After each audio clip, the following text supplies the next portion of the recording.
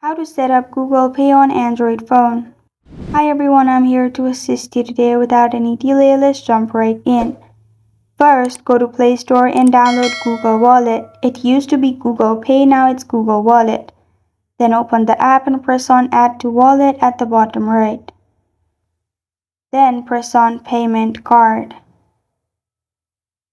Then simply line it with the frame, which is your card, and it will simply select all the data from your card. Then you will find this kind of screen pop up. Click on Text me a code, sign into your bank account, or call your bank. You will need to verify it if it's your card. Then press on Continue.